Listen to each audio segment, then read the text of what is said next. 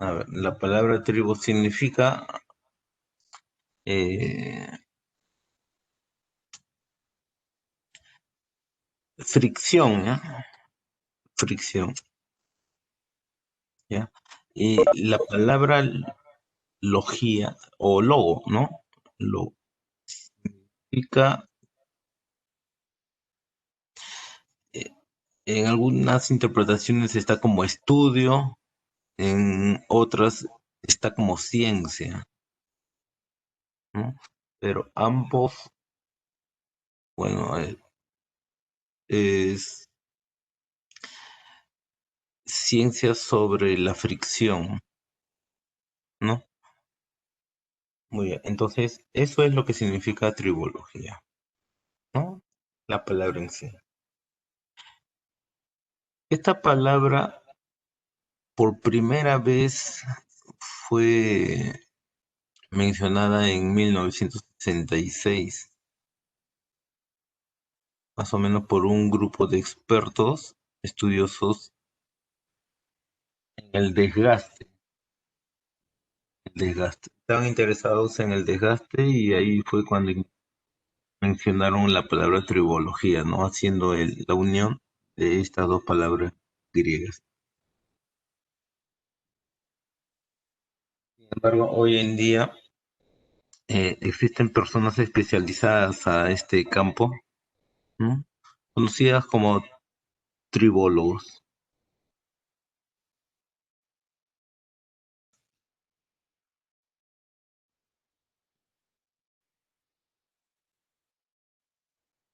Esta aplicación es muy efectiva, ¿no?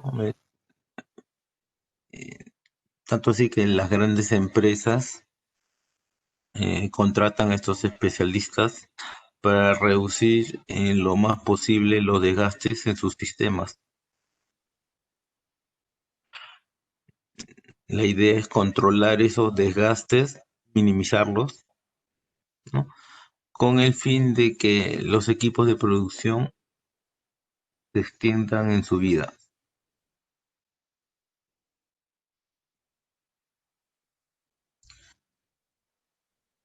Al hablar de tribología, eh, estamos tocando tres puntos esencialmente, ¿no? ¿Cuáles son estos? La fricción, el desgaste y la lubricación. Entonces, en el tema de tribología, el estudio va a estar centrado en estos eh, tres puntos. ¿Qué nos queda a nosotros? Entender, ¿no? Entender qué cosa es fricción, qué cosa es desgaste, qué cosa es lubricación, porque la combinación de estos eh, aterriza a conocer, entender y aplicar la tribología en nuestros procesos industriales.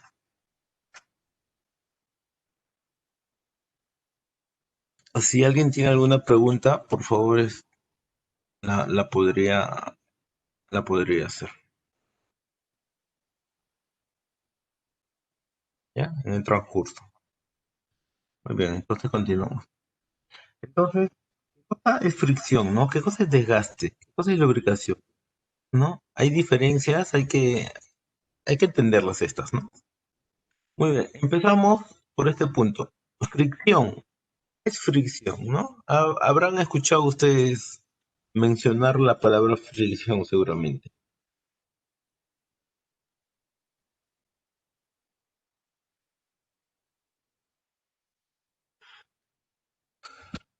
Muy bien. Fricción es la oposición a una fuerza, ¿no? Es la reacción del material a la aplicación de una fuerza.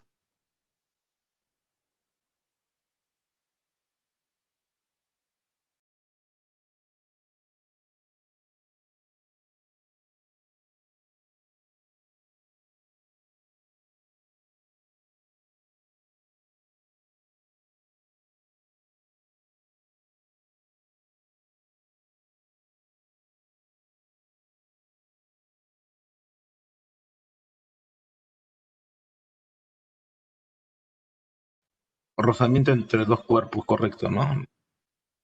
Ya, ok. En el momento en que la persona empieza a empujar a este cuerpo, el cuerpo por reacción va a generar una fuerza, ¿no? Y seguramente ya escucharon alguna vez eh, por la ley de Newton, ¿no? De que toda acción tiene una reacción, ¿cierto? ¿Qué dice?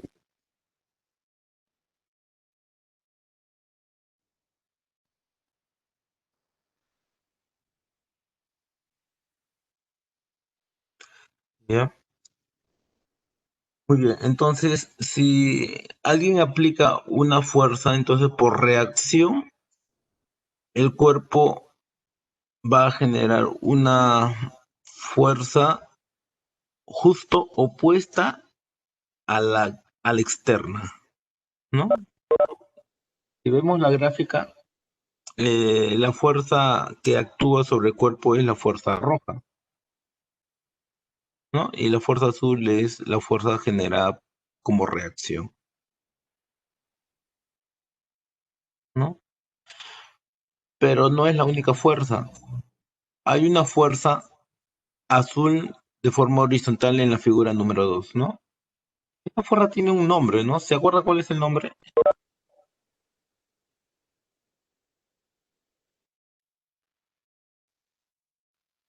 ¿Alguien se acuerda? Lara, Tonko. La normal, correcto, ¿no? Es la fuerza de la normal, ¿no? Es la fuerza de la normal. Entonces, tenemos una fuerza eh, normal, ¿no? Que es una reacción de parte del piso, ¿no? Generada por quién? Eh, Muchas veces por el peso, ¿no? Pero no siempre es solo el peso, ¿no? A veces puede ser una parte de la fuerza externa, ¿no? En este caso, en la figura uno vemos que la fuerza es horizontal, entonces esa fuerza horizontal no afecta a la normal, ¿no? Sin embargo, si esta persona al empujar el barril no lo hace completamente horizontal, sino lo hace empujando de forma horizontal y a la vez hacia abajo, presionando el barril, entonces, ¿qué pasaría con la normal? ¿Aumentaría o disminuiría?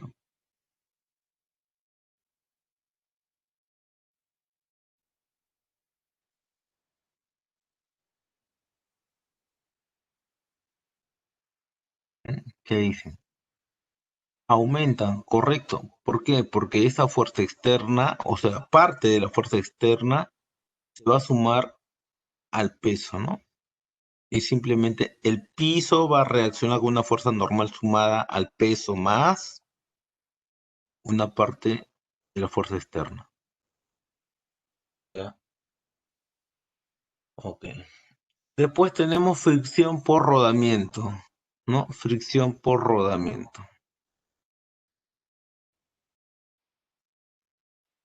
Entonces, fricción por rodamiento es esa fuerza generada al cuerpo, ¿no? Que la hace girar.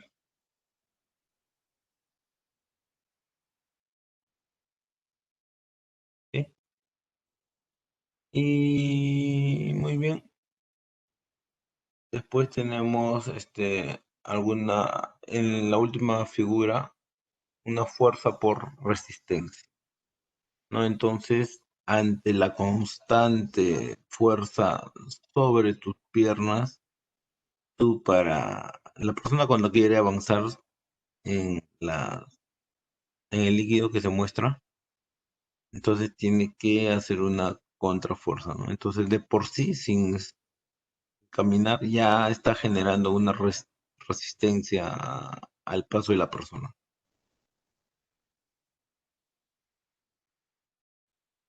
Muy bien, continuamos. Entonces, eso esos ejemplos que hemos visto son ejemplos de fricción, ¿no? Entonces, como lo mencionó su compañero, eh, la normal siempre actúa de forma vertical, ¿no? En contra del peso, en este caso, ¿no? Pero existen dos tipos de rozamientos, ¿no? Y ustedes ya lo escucharon seguramente, ¿no? El rozamiento estático y el rozamiento, ¿ya? El rozamiento estático y el... ¿Cuál es la diferencia de estos dos? No, ¿cuál es la diferencia? Los dos tienen normal en el estudio de sus fuerzas. Sí, los dos tienen normal, porque los dos están afectados por la fuerza de la gravedad, ¿no? Los dos tienen fuerza externa, sí, los dos tienen fuerza externa, ¿no? ¿Y qué cosa es Fe y Fk? ¿Qué vendría a ser?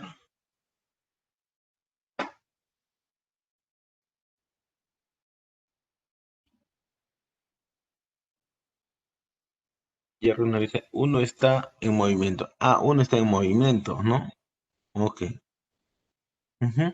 Pero lo que conocemos como Fe y Fk son las fuerzas de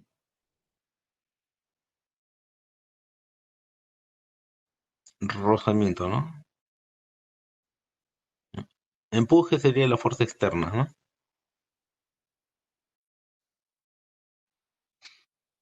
Sí, muy bien. Entonces es la Fe y Fk son las fuerzas de rozamiento, ¿no?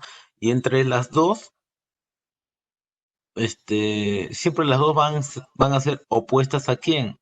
A la fuerza de aplicación, en este caso la F mayúscula. Siempre, ¿no? Siempre es opuesta. Y en estas gráficas, ¿ustedes qué pueden concluir? Mm, Analizando, ¿qué podemos concluir? Mira, en la primera gráfica tienes un peso y tienes una normal. ¿Cómo son estas fuerzas? ¿Son en el mismo sentido o son opuestas?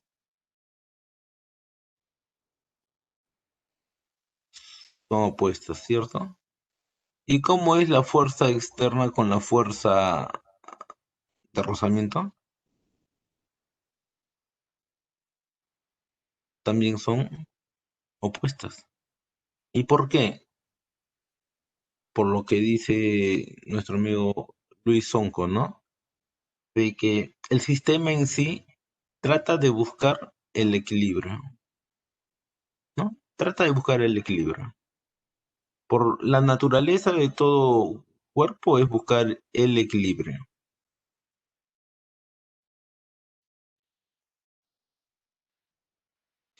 Entonces, eso nos permite llegar a esta gráfica que es interesante, miren, ¿no? En la gráfica,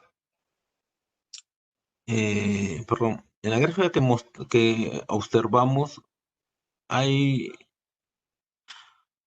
una línea de ordenadas y otra línea de abscisas, ¿no? ¿Sí? Vemos en la vertical qué cosa nos representa la fuerza, ¿ya? La fuerza de oposición, ¿ya? La fuerza de fricción. ¿Qué cosas nos representan en la línea de abajo? La región, o sea, el área donde la fuerza es estática y donde la fuerza es dinámica, ¿ya? Entonces, ¿qué nos dice? Nos dice que a medida que la fuerza se va incrementando, la fuerza externa, Entonces, ¿qué pasa con la fuerza de rozamiento? Se va incrementando.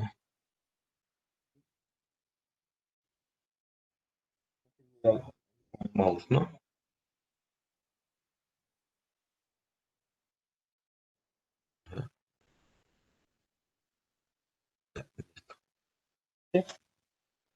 Entonces, a medida que la fuerza se va incrementando, ¿no? ¿Qué va a pasar con la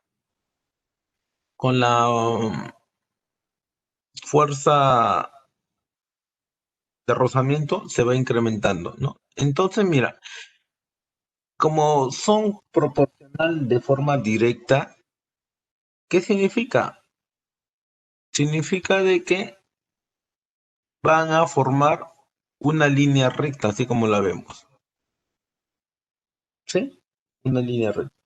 Está aumentando la fuerza externa y a la vez está aumentando la fuerza de rozamiento, ¿no? Pregunta, durante esta recta, durante el recorrido del puntero rojo, ¿no? Que ven en la pantalla, eh, el cuerpo está en movimiento.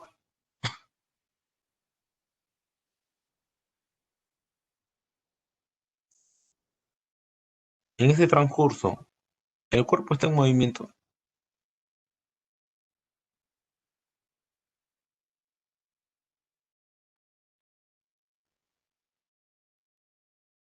¿Qué dicen? ¿O no está en movimiento?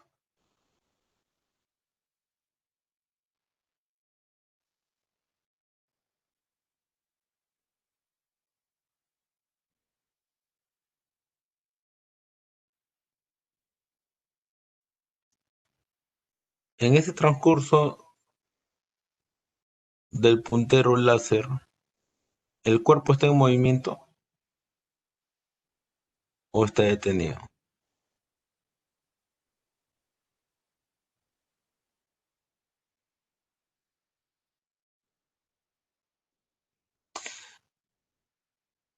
Muchachos, en este transcurso de la recta que se muestra en la gráfica, el pulpo está detenido. Conforme aumenta la fuerza externa, entonces la fuerza de rozamiento se va incrementando, se va incrementando. ¿Y cuál es la fuerza máxima? O sea, ¿qué significa? ¿Cuál es la fuerza que está o que se genera en ese punto que estoy señalando? ¿Cuál es la fuerza? Matemáticamente, ¿cómo lo calculo?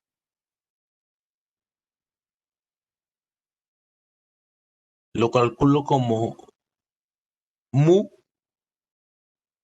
que es el coeficiente de fricción, multiplicado por la normal, ¿no? Es ese punto que estoy señalando, ¿ya? Pero una vez que tú generas un poquito más de fuerza, un poquito más de fuerza, después de llegar a este punto que estoy señalando, entonces ya superas el valor de mu por la normal.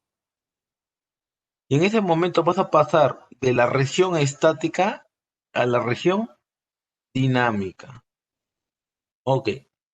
Y para llegar de este punto, para dar ese siguiente paso, entonces ya has excedido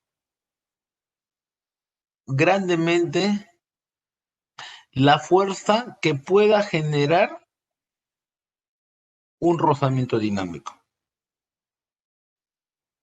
¿Qué significa? Que la fuerza externa, perdón, la fuerza de rozamiento estática máxima es superior a la fuerza de rozamiento dinámica, ¿no? Entonces, otra vez. Mientras la fuerza externa se va incrementando también la fuerza de rozamiento estático, ¿no? Lo mantiene detenida, lo mantiene detenida, lo mantiene detenida, llega a este punto, excedes un poquito la fuerza e inmediatamente el cuerpo se va a mover. Pero cuando se va a mover ya no se va a mantener la misma fuerza, sino la fuerza de rozamiento va a disminuir de forma importante, motivo por el cual el cuerpo empieza a moverse, ¿no? En la gráfica ven de que está disminuyendo, ¿sí? Entonces esa es la fuerza dinámica, motivo por el cual el cuerpo se mueve fácilmente, ¿no? Y eso te ha ocurrido en la vida real, ¿no? Seguramente muchas veces has tratado de empujar una caja, ¿no? Y genera mucha fuerza y se opone la caja, pero una vez que lo mueves un poquito, ya la caja empieza a moverse con facilidad, ¿no? Y tú sientes que generas menos fuerza, pero el cuerpo se está moviendo. ¿Sí? Listo, muy bien.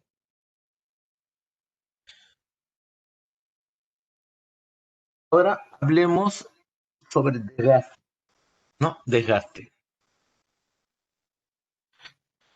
Miren, aquí esta imagen, ¿sí?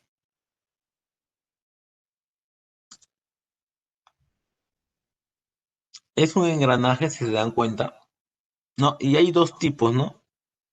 Uno que es cónico, ¿sí? Ya a observar, ¿no? Y otro más, en otro nivel, ¿no? Que es helicoidal, ¿no? Muy bien, entonces tenemos estos dos engranajes, o estos dos pasos de dientes. Y como pueden observar ustedes, estos dientes no se encuentran nuevecitos, ¿no? Sino presentan cierto desgaste, ¿no? Entonces, acá vamos a ver esos tipos de desgaste, ¿no?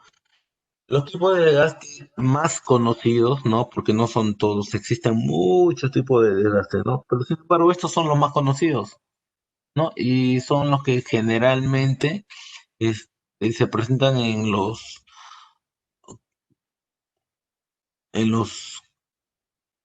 componentes con los cuales vamos a trabajar, ¿no?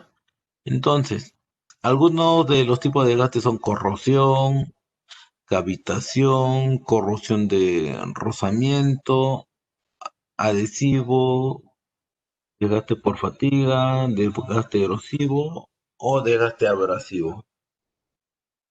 ¿Ya? Entonces, estos son algunos tipos de los desgastes que vamos a ver en el transcurso de la carrera, ¿no? Si bien es cierto, no son todos, sí, pero sí son eh,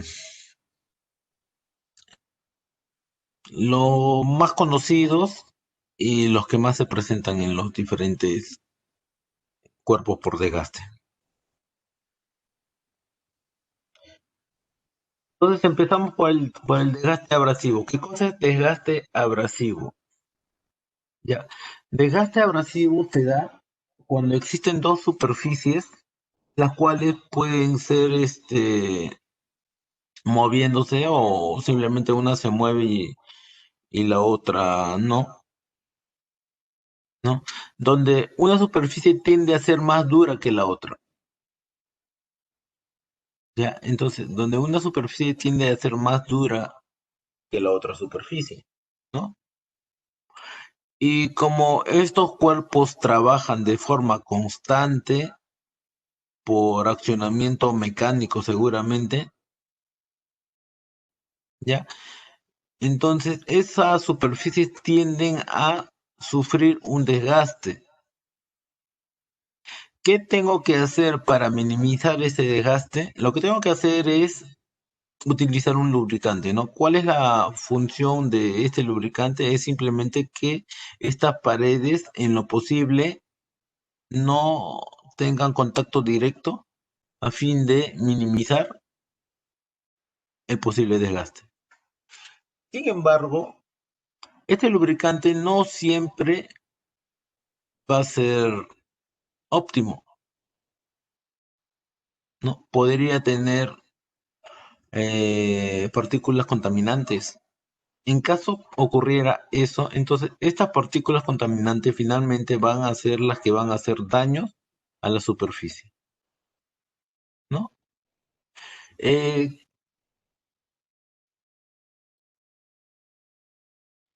claro, es para que no haya un desgaste prematuro.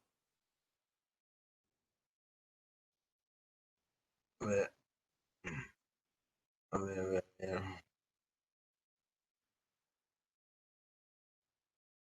Ya, entonces vamos a tener una superficie blanda y una superficie, ¿no? Lo que les quería mencionar es de que, ¿qué es lo que ocurre en el desgaste abrasivo? Entonces, este lubricante, al ser contaminado, ¿no? Al mantener contaminantes dentro de su eh, mantener contaminantes en el fluido, entonces estos contaminantes, ciertas partes del proceso va a hacer contacto entre las dos superficies. ¿Qué es lo que va a hacer cuando haga contacto? Cuando haga contacto, simplemente en la superficie blanda va a tender a enterrarse, a detenerse, ¿no? A buscar un alojamiento, arrastrando a quién? A la superficie. Entonces la superficie tiende a ser arrastrada, ¿no? Excavada, ¿cierto? Pero no ocurre solamente eso. Es decir, no se hace daño solamente a la superficie blanda, también se hace daño a la superficie dura. ¿Y cómo? Le genera calor, ¿no? La va generando calor. Entonces, este efecto termina eh, generando este tipo de desgaste, llamado desgaste abrasivo. ¿Ok? Sí, se entendió. ¿Tienen preguntas, consultas acerca de este tipo de desgaste, el abrasivo?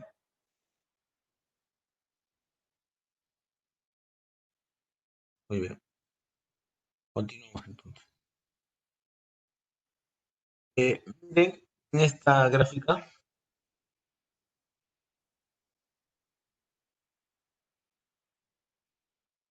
que ven ahí, el desgaste. Ven el desgaste. El desgaste, perdón, las partículas contaminantes. Estas partículas contaminantes es lo que hemos mencionado, a las que hacen daño a las superficies, ¿no? Las superficies son afectadas por estos contaminantes, ¿no? Que, como les mencioné, termina haciendo contacto entre las dos superficies móviles, ¿no? A la más blanda la empieza a rayar, excavar, mientras que a la dura la empieza a generar puntos de calor. Exacto, un ejemplo de ella sería el desgaste de bancada, ¿no? Por eso es tan importante la lubricación, ¿no? Cuando hay mala lubricación, entonces, ¿qué pasa en la bancada? Tú empiezas a ver, ¿qué cosa? Rayaduras, ¿no? Rayaduras.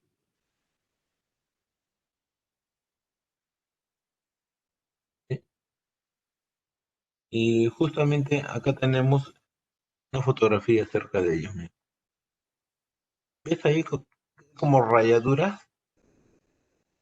¿Sí? ¿Mm? Ya, entonces esas rayaduras son producidas ¿por qué? Por la contaminación, ¿no? ¿Qué tipo de contaminación, cómo se le llama? Desgaste abrasivo. ¿Correcto? Muy bien. Continuamos. Erosivo. Desgaste erosivo, ¿no? ¿Cómo se da este tipo de desgaste? Este tipo de desgaste también se da por contaminantes, similar a lo anterior, ¿no? Pero ¿cuál es la diferencia? De que ya no hay superficies en movimiento. Ya no hay dos superficies que se mueven y en el medio el contaminante va a hacer su trabajo de empezar a rayar la superficie. Ya no ocurre eso, ¿no? Entonces, ¿qué ocurre? Ocurre que el fluido lleva estos contaminantes a cierta velocidad, ¿no?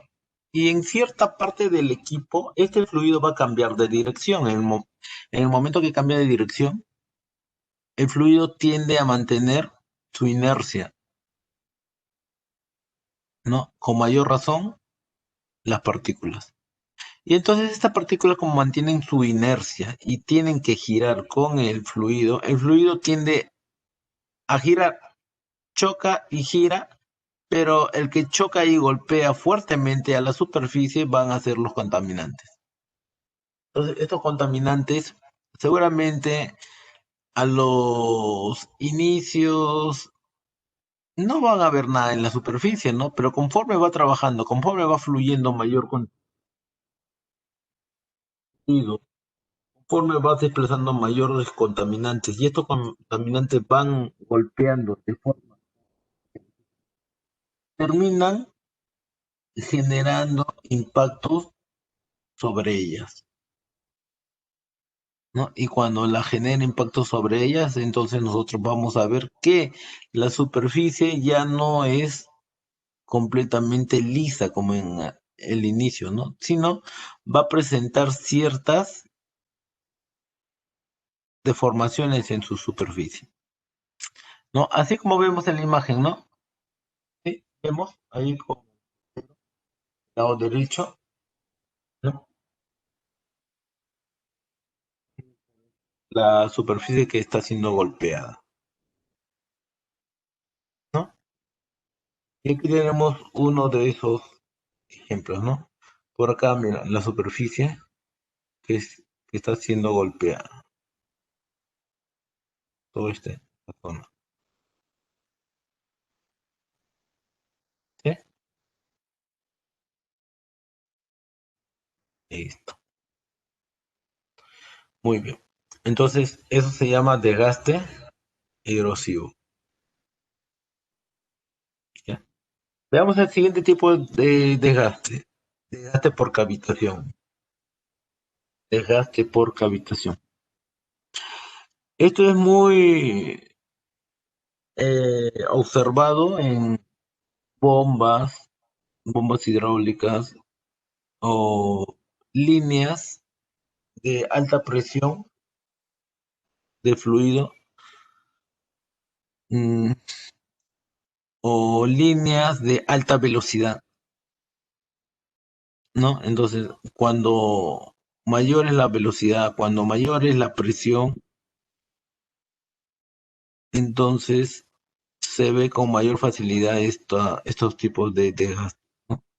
Observados, como ya lo mencioné, en las bombas o en los cilindros hidráulicos también.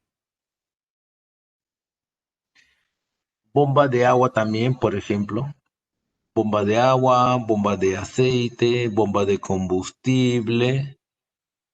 En todos estos tipos de componentes existe este tipo de desgaste, ¿no? Bombas como bombas de engranaje, bombas de pistones, bombas de paletas, ¿ya? Muy bien. ¿Y cómo se da? ¿Cómo se da? ¿Cómo se genera este tipo de desgaste? Muy bien. El desgaste por cavitación empieza cuando existe o se genera una burbuja dentro del fluido. Por alguna razón se genera una burbuja. Cuando esta burbuja pasa de un estado a, un estado de alta presión, ¿no? ¿Qué le va a hacer a la burbuja? La tiende a desaparecer, ¿no? ¿Por qué? Porque, como vemos en la figura, la presión no viene solamente en ese sentido, hacia abajo, sino también viene hacia arriba y viene hacia los costados. No es que simplemente la parte ya está, no, no, no. La presión es en todos los puntos. Entonces lo que hace a la burbuja es tratar de contraerla, minimizarla, ¿no? Efectivamente, Lara, ¿no? Por los cambios rápidos de presión, ¿no? Por los cambios rápidos de presión, ¿no? Entonces pasa de una zona de baja presión a alta presión. Entonces, como pasa a una zona de alta presión, esa burbuja tiende a desaparecer, ¿no? A minimizarse, ¿no? Pero cuando este cambio es rápido, entonces se va a generar lo que se conoce como implosión. ¿Qué cosa es implosión? Implosión es exactamente lo contrario a explosión, ¿no? Explosión, ¿qué cosa es? Es cuando algo se expande, ¿no? Y sale hacia todas sus direcciones, desde el centro hacia afuera, ¿no? Implosión es algo similar, pero exactamente de forma inversa, ¿no? El proceso es parecido, pero las fuerzas ya no son del centro hacia el exterior. Ahora las fuerzas son desde el exterior hacia el interior, ¿no? Así como lo menciona Steven, ¿no? Anthony, ¿no? Cuando hay cambios de presión, ¿no? Entonces, a medida que estos cambios tienden a ser más rápido, entonces la implosión se da eh, con mayor frecuencia y con mayor impacto. Y ojo, existen muchas implotaciones, muchas, muchas, muchas. Pero cuando esta implotación se genera cerca a una pared, entonces esta implotación inmediatamente lo que hace es empezar a destruir a la pared. ¿Y cómo ocurre esto? Bueno, esto ocurre cuando se genera la implosión. En el momento que se genera la implosión, también se genera unas ondas llamadas ondas supersónicas. Estas ondas supersónicas están viajando alrededor del punto donde se genera la implosión. Y como ya lo dije antes, cuando esta implosión se genera cerca de una pared, entonces estas ondas supersónicas se encargan de estar dañando a la pared, dañando a la pared, ¿no? Entonces estas ondas empiezan a castigar a la pared, ¿no? Para sumar sus fuerzas con la continuidad de los hechos. Entonces, esta continuidad permite acumular más y más daño sobre la superficie para finalmente generar erosión en la superficie. ¿Ya? Listo. Entonces, en eso consiste el desgaste por cavitación. Profesor, pero usted habló de velocidad. Claro, porque a mayor velocidad, mayores generación de estas implosiones, ¿no? Y mayores van a ser las ondas supersónicas sobre las paredes. Entonces, esto se va a dar en las bombas hidráulicas, ¿no? ¿Por qué? Porque el aceite tiende a ser presionado por la fuerza mecánica y en el momento que son presionados, el aceite tiende a salir rápidamente de esa presión, ¿no? Entonces hay una diferencia de presión, ¿no? En este caso es absorbido desde el tanque de baja presión y en el momento que lo comprime se genera alta presión. Y en ese momento que se genera alta presión se genera la implosión. Y cuando la implosión es es cerca de las paredes, se genera la cavitación. Muy bien, y tenemos ejemplo de ese tipo de desgaste. Mira, esa erosión es producto de la suma de implosiones, ¿no? De la suma de fuerzas generadas por las ondas supersónicas.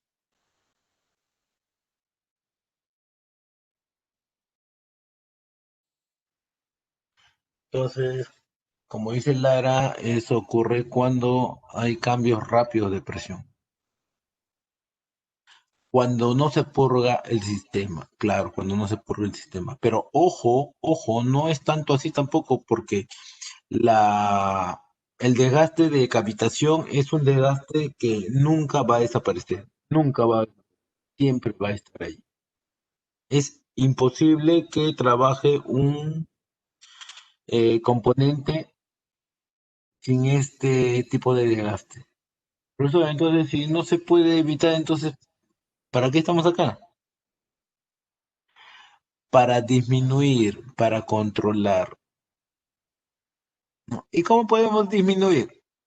Por ejemplo, si yo tengo un sistema y se está generando mucha cavitación, porque el aceite tiene que pasar por esas tuberías y esas tuberías tienen una curva fuerte, ¿no? Entonces esa curva fuerte tiende a generar cavitación. Entonces, ¿cómo puede disminuir?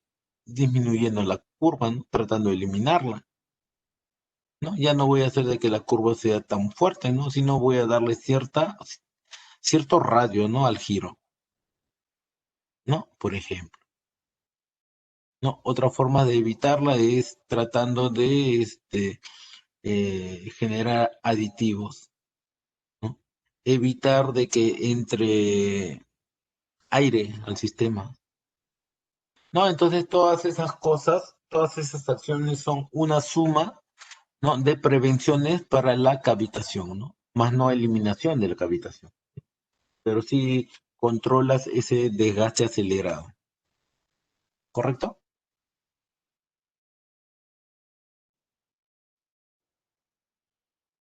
Muy bien. Ahora veamos contacto, tensión, fatiga. Ya, listo. Entonces tenemos cargas muy grandes, falta de alineación y lubricación inadecuada, ¿no? Entonces estos son de algunos tipos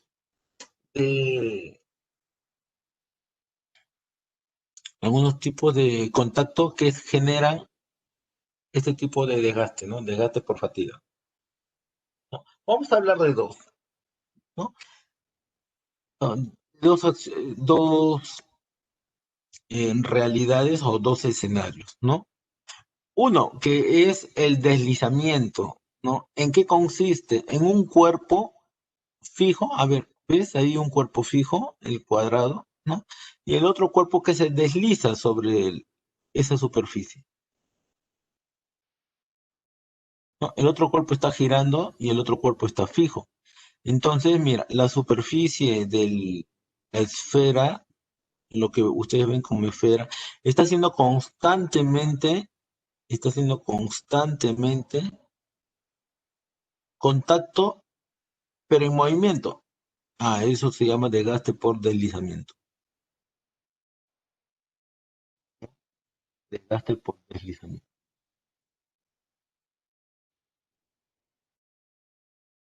A ver, nos dice, puede ser desgaste Puede ser en el pistón y el cilindro el desgaste, sí, correcto.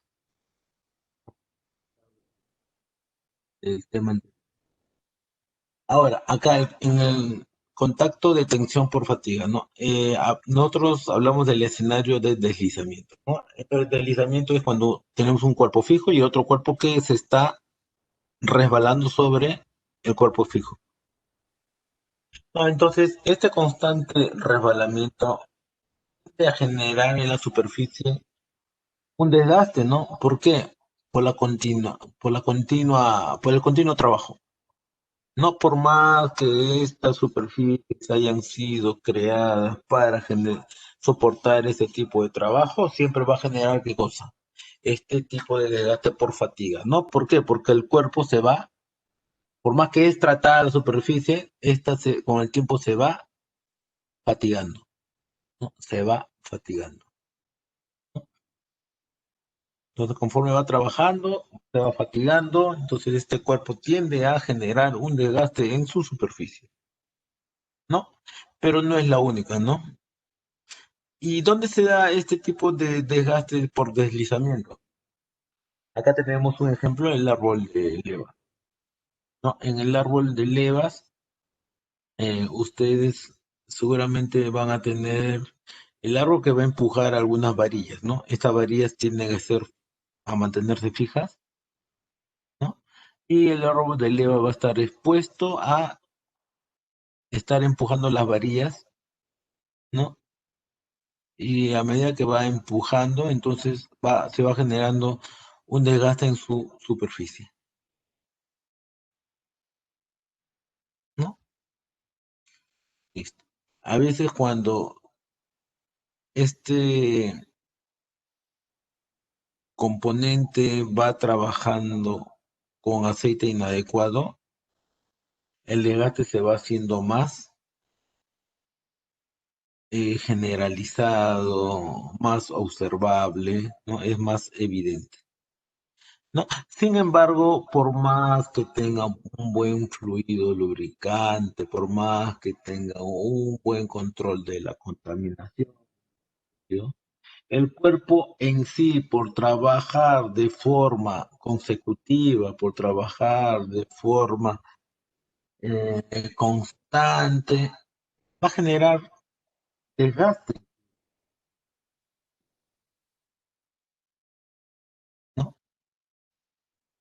Entonces, motivo por el cual ustedes cuando trabajen van a toparse con ciertos componentes que simplemente por el hecho de horas de trabajo va a estar súper fatigado, va a estar súper fatigado, súper desgastado. Muy eh,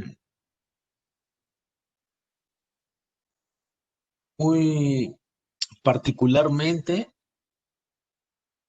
¿no? Muy fuera a que pueda tener un buen sistema de control de contaminación. ¿Y cuál es el otro escenario? El otro escenario es el desgaste por rodamiento. Entonces ya no tenemos una superficie fija y la otra móvil, ¿no? Ahora en este caso las dos superficies son móviles. Cuando las dos superficies son móviles, también se dan estos desgastes, ¿no? También se dan estos desgastes. Pero este desgaste es hasta más peligroso que el otro. Porque mientras este tipo de desgaste, tú puedes observar superficialmente cómo se va desgastando de forma progresiva, ya porque el desgaste se ve en la superficie. Este desgaste no, este desgaste se genera debajo de la superficie. ¿Sí? ¿Te das cuenta? ¿Te das cuenta que se está generando debajo de la superficie? Este desgaste es por una, som- por una suma de eh, constantes presiones sobre la superficie, ¿no? Esta suma de constantes presiones, esfuerzos externos, van generando internamente unas fisuras microscópicas, ¿no? Esas fisuras, conforme va pasando el tiempo, se van a estar uniendo unas con otras, conforme van trabajando. Se están uniendo, se están sumando, y cuando se van sumando, estas fisuras tienden a ser más y más grandes. Y va a llegar un momento, de un momento a otro, en que, mira, ya se sumaron y salen un pedazo grande de material. Sin embargo, en todo el proceso, antes que ocurra ese desprendimiento de material, ustedes van a notar en la superficie que se mantiene intacta, se mantiene como nueva,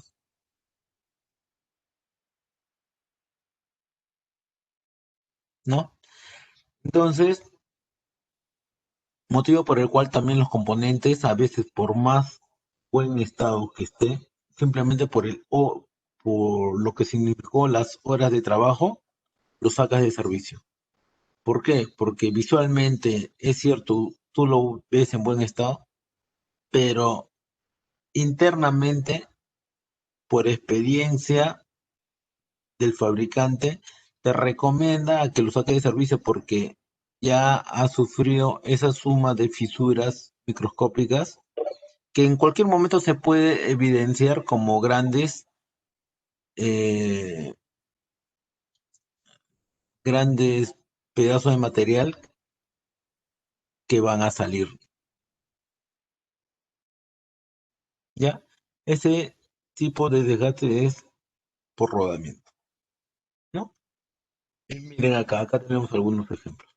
Mira, ¿te das cuenta? Mira, cómo se mantiene nuevecito, por más que toda la superficie del rodaje ha estado trabajando constantemente. Mira, se mantiene nuevecito, pero mira, más abajo, cómo se han salido unos pedazos grandotes. ¿Por qué se da eso? Eso se da porque se sumaron las fisuras internas, ¿no? Y en esta área hay mayor carga que en la de arriba, ¿no? En esta área hay mayor carga que en la de arriba, ¿no? Y entonces se empiezan a salir pedazos de metales. En todo sitio hay más contacto, pero en ese lado hay más carga. Jerry? Hay más carga.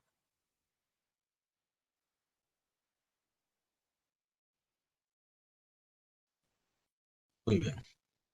Entonces pasamos al siguiente. Entonces, cuando nosotros hablemos de el tipo de desgaste por corrosión, podemos ver el tipo generalizado, galvánico o alta temperatura. El generalizado es ese tipo de desgaste que se da en toda la superficie sin un punto en particular, ¿no? Seguramente alguna vez ustedes dejaron algún metal expuesto sin ningún recubrimiento, entonces de repente llegan al día siguiente o a los 2 días donde ven que está corroído, llaman desgaste por corrosión generalizada. El otro tipo es el galvánico, ¿no? El que está expuesto a una solución, ¿no? Y dentro de la solución se generan los tipos de desgaste. Bueno, el tipo de desgaste, ¿no? Que es eh, la interacción entre dos componentes por su grado de electronegatividad, ¿no? Conocidos como ánodos y cátodos, ¿no? Si un componente se comporta como ánodo y el otro como cátodo, ojo de que no siempre ese componente que se comporta como ánodo, no siempre se va a comportar como ánodo, ¿no? A veces se puede comportar como cátodo. Depende de quién, del cuerpo o del metal con quien interactúe, ¿no? Se comparan y por su extrema negatividad lo termina convirtiéndose en ánodo o cátodo respectivamente.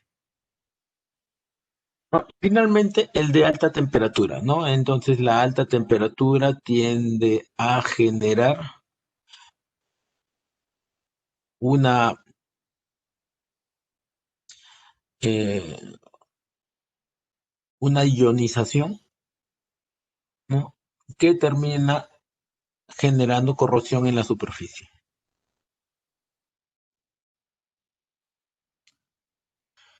Muy bien, entonces acá tenemos una lista de diferentes materiales, ¿no? Zinc, aluminio, acero, hierro, fundido, acero inoxidable, bronce, níquel, oro y plata, ¿no? Entre el níquel y el aluminio, ¿quién es ánodo y quién es cátodo? Entre el níquel y el aluminio.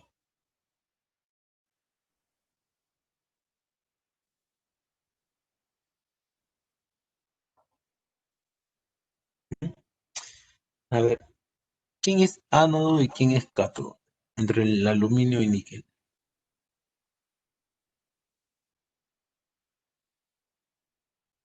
Ánodo sería el aluminio, ¿no? ¿Por qué? Porque tiende a tener menos electronegatividad que el níquel, ¿no? Por ejemplo, entre el bronce y el hierro fundido. Si juntas el bronce y el hierro fundido, entonces el bronce tiende a portarse como cátodo y el hierro fundido como ánodo. Pero si juntas el hierro fundido con el aluminio, entonces el hierro ya no se va a comportar como ánodo, ahora el hierro se comporta como cátodo, porque se compara con el aluminio que es más aniónico.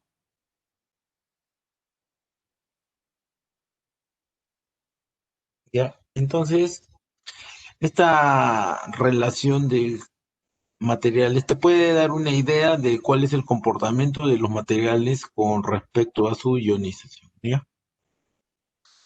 Uy, agua salina. ¿No? Cuando existe agua salina, que es el medio acuoso, tenemos ahí un perno, ¿no? Un perno que tiene contacto con el zinc, ¿no? En este caso podría ser una guacha de zinc. Esta guacha de zinc va a estar en contacto con el acero que es el perno, acero de herramienta. Y entonces eh,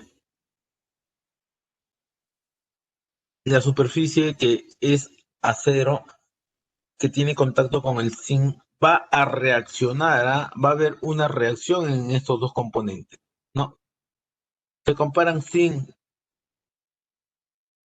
con el acero, entonces uno tiene, como tiene diferentes ionizaciones, entonces uno tiende a comportarse como cátodo y otro como ánodo,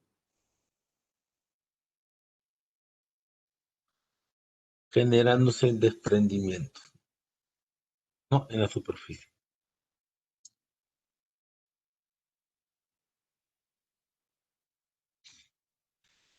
Y finalmente tenemos el desgaste adhesivo, ¿no? ¿En qué consiste? Consiste en dos partículas en movimiento, ¿no? Estas partículas en movimiento, bueno, muchas veces en nuestros sistemas están lubricados. El lubricante sirve para separar ambas superficies, pero cuando estas superficies no son regulares, entonces tiende a haber rozamiento entre las superficies, ¿no? Entre los picos de estas superficies, ¿no? Esto no se genera a partir de una contaminación externa, sino se genera a partir de, puede ser una baja lubricación, puede ser una superficie muy deformada, ¿no? Pero el tema es de que una superficie va a impactar contra la otra, ¿no? Y al momento de impactar, y como están en movimiento, entonces va a generar gran calor, va a generar gran calor. Entonces, este calor, cuando es muy alto, entonces tiende a disolver, ¿no? A disolver a la más débil. Entonces, la más débil se calienta, ¿no? Y se empieza a disolver por el calor. Y lo que hace esta es juntarse, adherirse a la superficie dura, ¿no? A eso se llama desgaste por adhesión. ¿Ya? Desgaste por adhesión. ¿Ya? ¿Cómo se ve? Se ve como unos arranques de la superficie suave, ¿no? Y en la superficie dura ustedes van a ver de que se tiende a pegar estos materiales arrancados. ¿Ya? Entonces, ese es un tipo de desgaste adhesivo.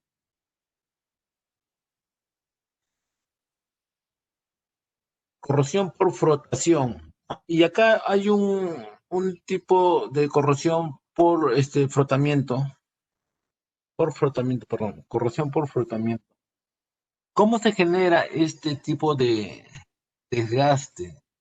Este tipo de desgaste perdón, este tipo de desgaste se genera cuando hay dos superficies que son unidas, por ejemplo, por un perno. Este perno lo que hace es unir a las dos superficies, ¿no? Ese es su trabajo, ¿no? Pero como este perno o debe de juntar a estas piezas y evitarlas que se muevan, mantenerlas como una sola, entonces tiene que estar expuesto a una tensión, ¿no? A lo que llamamos a un torque.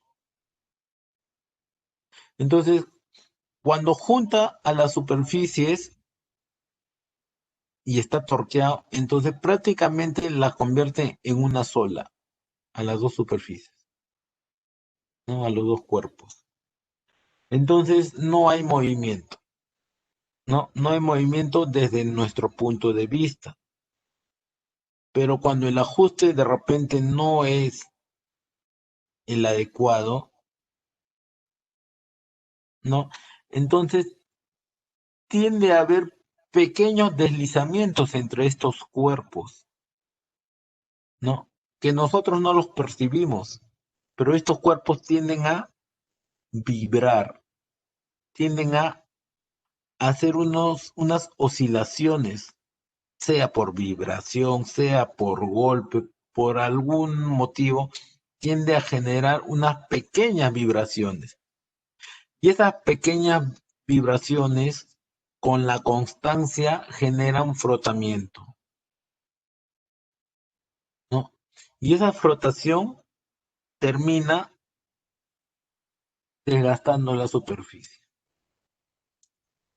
¿no? Lo vemos ahí, ¿no? Es el cuerpo. En el cuerpo no ha habido gran movimiento, sino son unos movimientos muy pequeños que finalmente se suman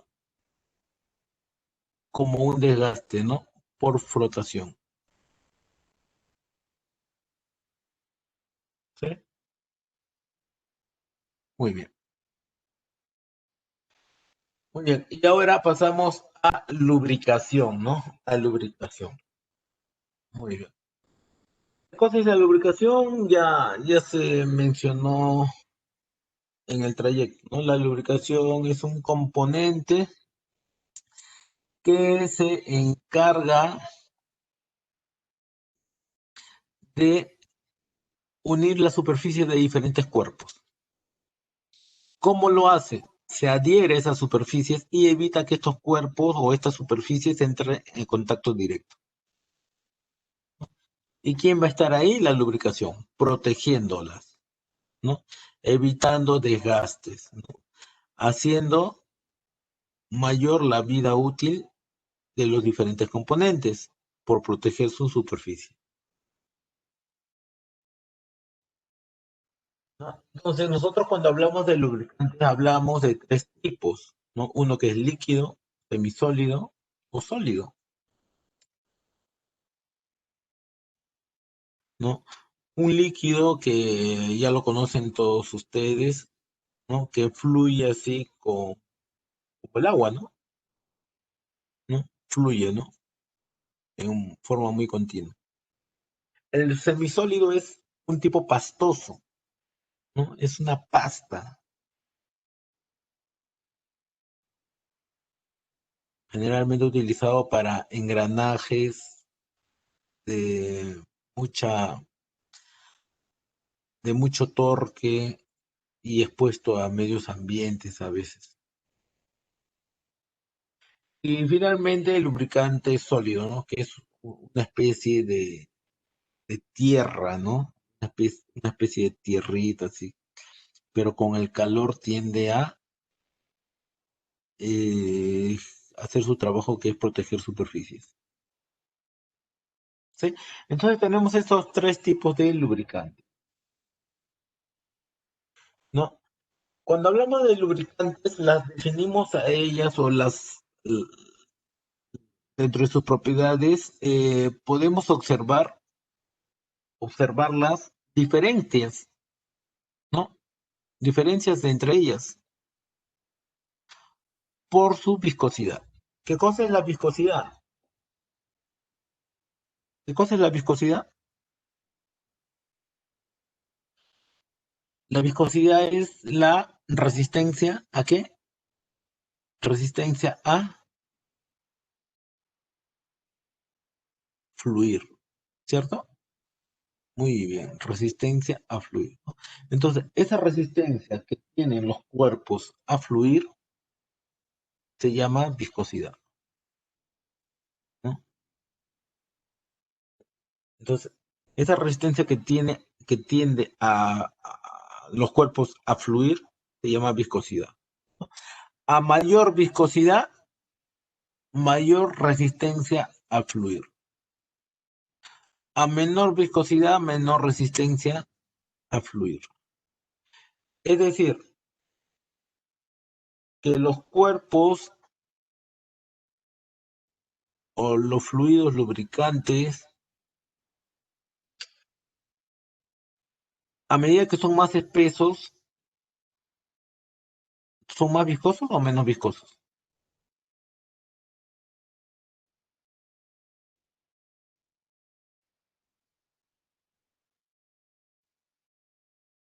¿Qué dicen? Cuando son más espesos, ¿son más viscosos o menos viscosos? ¿Tienen mayor viscosidad o menor viscosidad? Correcto, son más viscosos, ¿no? Son más viscosos. Muy bien, entonces en la imagen que vemos, los aceites hacia la izquierda son menos viscosos que los aceites de la derecha son más viscosos, ¿no? Mayor viscosidad. Muy bien, cuando hablemos de viscosidad, también tenemos que entender un concepto de índice de viscosidad. ¿Qué cosa es el índice de viscosidad? ¿Eh? Es el comportamiento del fluido, ¿no? De la viscosidad del fluido en función a la temperatura. ¿Qué significa eso? La temperatura es proporcional directa a la viscosidad de los cuerpos, ¿no? A mayor temperatura, ¿qué pasa con la viscosidad?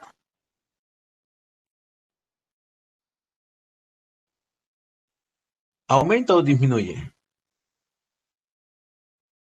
cuando aumenta la temperatura.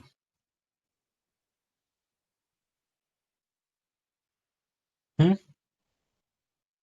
Disminuye, ¿no? Muy bien, disminuye. Muy bien. Entonces, nosotros podemos hablar de diferentes fluidos, ¿no? Y vemos en la gráfica, mira, un SAE 40, SAE 15W40, SAE 10W40, SAE 5W40, SAE 0W40. ¿No? Y estos fluidos, esos diferentes fluidos, ya sea el azul, rojo, verde,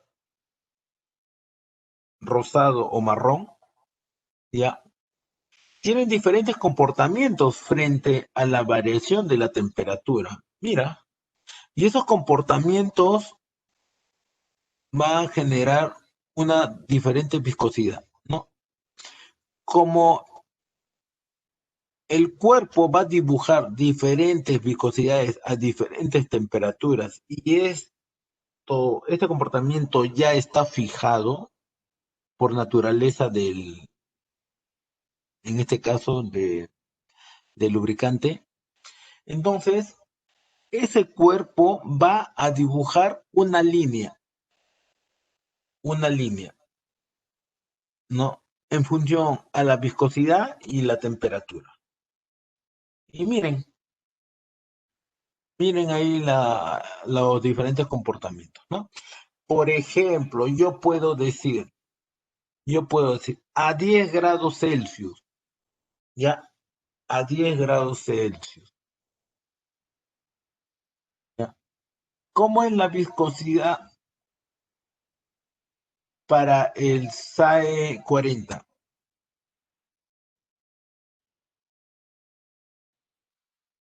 1000, correcto, 1000. ¿Cómo es la viscosidad para el SAE 0W40?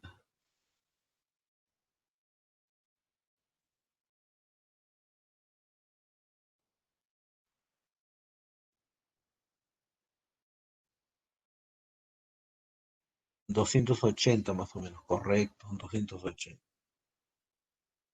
¿Ya? Muy bien, entonces, gracias a esta gráfica ya yo puedo ver el comportamiento del material a diferentes temperaturas, ¿no? Perdón, la viscosidad, ¿no? La viscosidad del material a diferentes temperaturas, ¿no? ¿No? Y es la curva característica de cada lubricante. ¿Bien? Ya, ok. A eso se le llama índice de viscosidad. Y bien, pueden diferentes lubricantes tener una misma viscosidad a cierta temperatura, ¿no? Como vemos en la gráfica, ¿no? Que a 40 grados centígrados tenemos tres diferentes lubricantes. Estos lubricantes a 40 grados centígrados van a tener, ¿cuánto de viscosidad? 68. 68. ¿Sí? Pero cuando estos mismos lubricantes son expuestos a 100 grados centígrados, ¿qué significa? Le aumentas la temperatura, está trabajando en otro ambiente donde se generó 60 grados centígrados más. Entonces, como son diferentes comportamientos y tienen diferentes curvas, de repente pueden ser parecidas, pero no son las mismas porque son diferentes materiales. Entonces, la viscosidad ya no es la misma. La viscosidad cambia, ¿no? Entonces, mira, bajo esas temperaturas, el cuerpo verde tiende a mantener todavía alta viscosidad a comparación del azul. El azul tiende a mantener una viscosidad mucho más pequeña, ¿no? De 7 versus casi 11, ¿no? Y la marrón tiende a mantener una viscosidad promedio entre las dos. Pero por tratarse de diferentes materiales, es diferente, que pueden coincidir en cierto punto, pueden coincidir, ¿no? Pero el comportamiento no es igual. Entonces, para eso nos sirve el índice de viscosidad, ¿no? Para pronosticar todo ello. Si yo voy a tener un cuerpo que siempre va a trabajar a 40 grados centígrados, siempre a 40 grados centígrados, no va a variar, ¿no? ¿Cuál me recomiendan? ¿El azul, marrón o verde?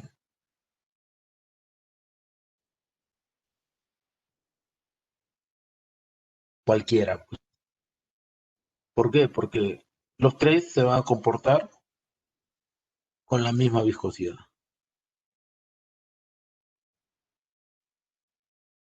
¿no? Cualquiera. Muy bien. Funciones de lubricación: reducir la fricción, reducir el desgaste de las piezas, absorber, mitigar choques, reducir, controlar la temperatura, proteger la corrosión, aislar los componentes de la contaminación y finalmente limpiar y eliminar los contaminantes, ¿no? Entonces, esas son las funciones de los lubricantes, ¿no? Si el lubricante se ha creado para algo, es para eso, ¿ya? Para eso que está mencionado en la pantalla, ¿no?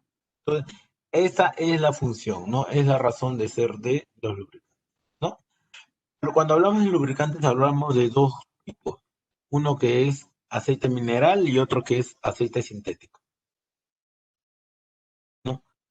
Y observamos entre los dos de que el aceite mineral tiende a tener menor resistencia de trabajo frente al sintético, ¿no? Es más limitado. El aceite sintético tiende a mantenerse mayor tiempo a su viscosidad y, bueno, me es más óptimo.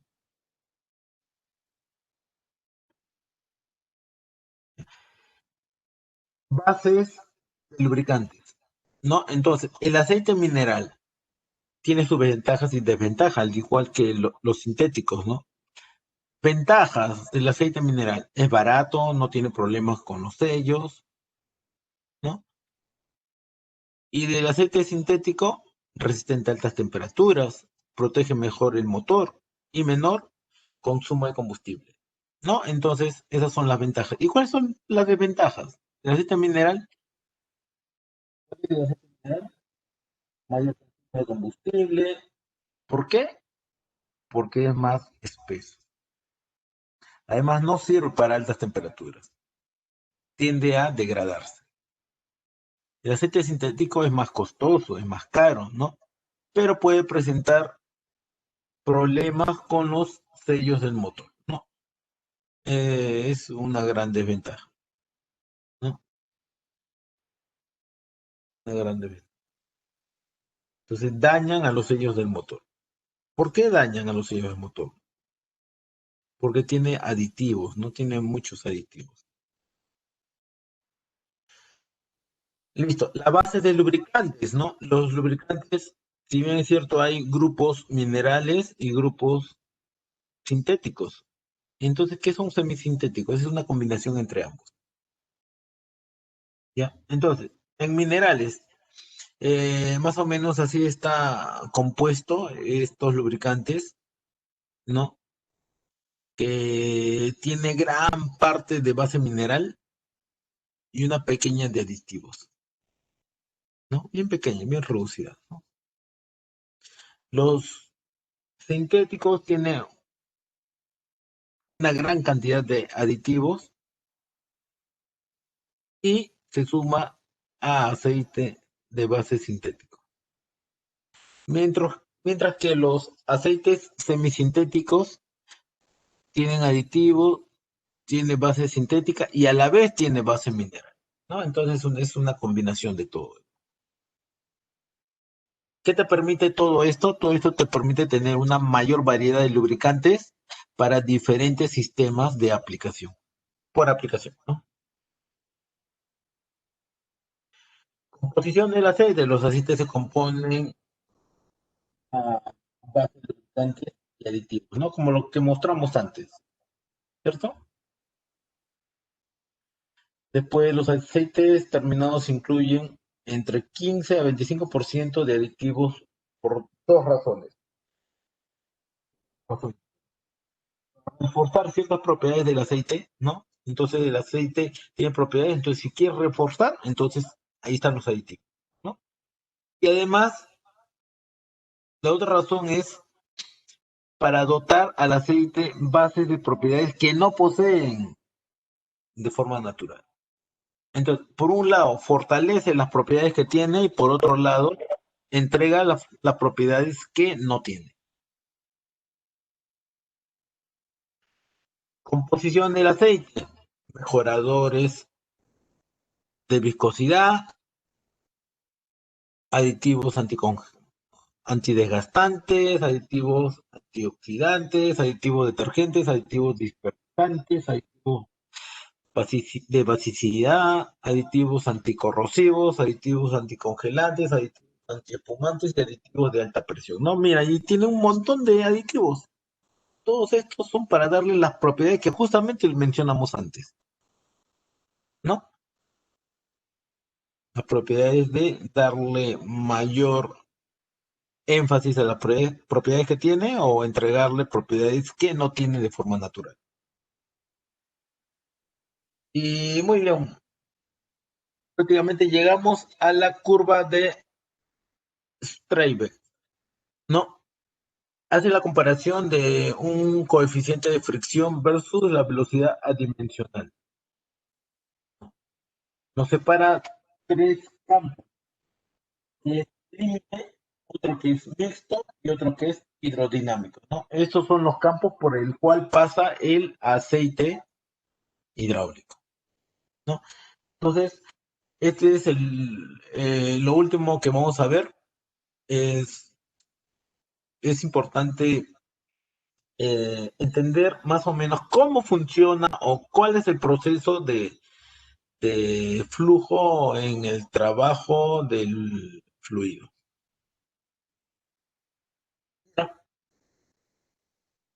Este cuadrito. En la parte izquierda ves los coeficientes de fricción, el espesor de la película y el desgaste.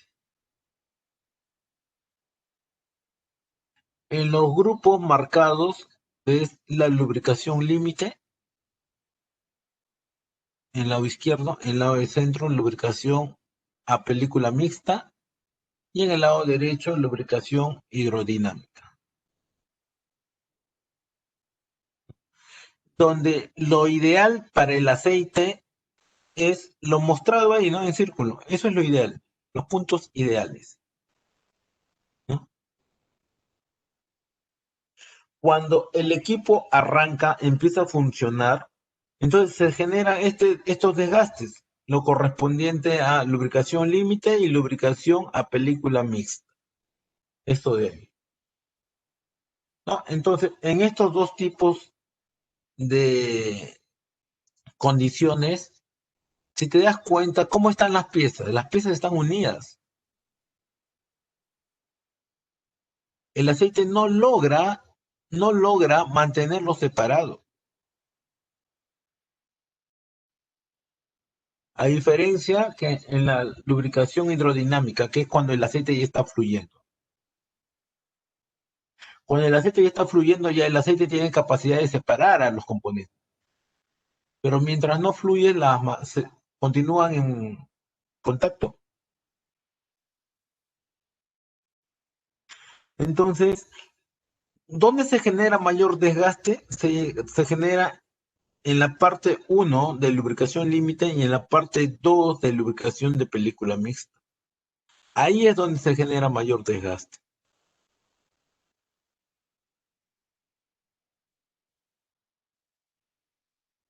¿Ya? Entonces, con referencia al desgaste, mira, con referencia al desgaste, al inicio el desgaste es máximo. Mira, al inicio el desgaste es máximo y tiende a bajar conforme fluye mejor el aceite.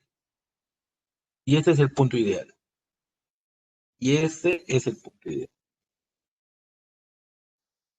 Con respecto a la película de aceite, al inicio es alta,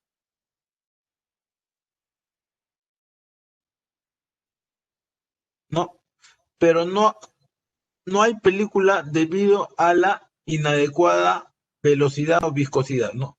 O sea, prácticamente están descansando una sobre otra, ¿no? Si bien es cierto, el espesor es alto, el espesor del aceite, pero están en contacto las superficies móviles.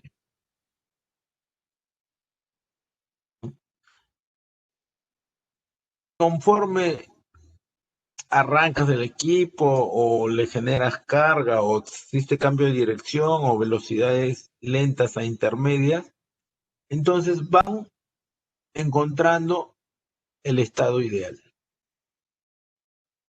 ¿no? El estado ideal. Con referencia al coeficiente de fricción, inicialmente como están unidos la fricción es máxima.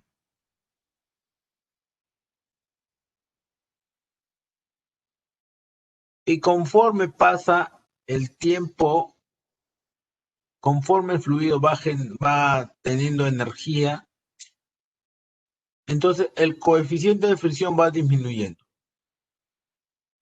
llegando a un estado óptimo, ideal, ¿no? Entonces, estos desgastes son controlados por aditivos, ¿no? AW y EP, ¿no? Estos desgastes. Cuando son sin EP y AW, sin esos aditivos, mayor es el coeficiente de fricción. Pero cuando son sumados los lubricantes a estos tipos de aditivos, entonces el coeficiente de fricción disminuye. Mira, date cuenta, disminuye. ¿No? La idea es llevarlo a esta tercera parte, ¿no? Que es el estado ideal. Conforme va aumentando la velocidad, va a mantener el desgaste mínimo. Mira, el espesor de la película tiende a aumentar, a ver, tiende a mantener más o menos esa línea. Hay una varianza, pero tiende a ser el ideal, ¿no? Y los coeficientes de fricción, si bien es cierto, tiende a mejorar, pero conforme va aumentando la velocidad, entonces también se empiezan a incrementar los coeficientes de fricción. No, entonces hay que tener claro este comportamiento del fluido para nosotros poder hacer la aplicación correcta en los sistemas que trabajemos. ¿No? ¿Bien? ¿Alguna pregunta? Muy bien. ¿Qué cosa no me conviene hacer? Estar arrancando el equipo. Estar parándolo a cada rato. Estar generando carga de choque. Estar generando cambios de dirección. Que las velocidades sean lentas a intermedias. Eso no me conviene. ¿Qué me conviene? Con condiciones a velocidades plenas. Entonces el trabajo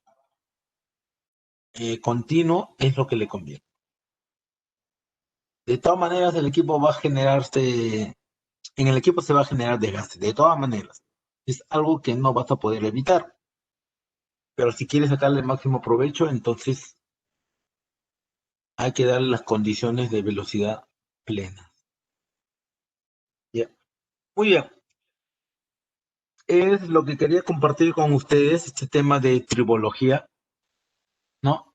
Y, y bueno, ya, ya tienen esta introducción al tema. Este video lo voy a subir de todas maneras al YouTube. Y la información también les voy a compartir. ¿Ya, muchachos?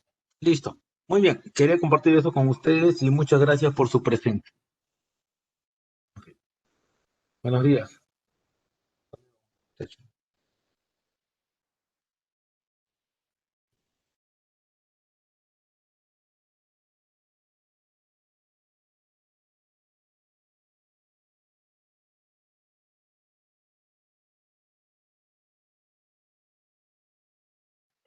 Sí, solamente era un refuerzo.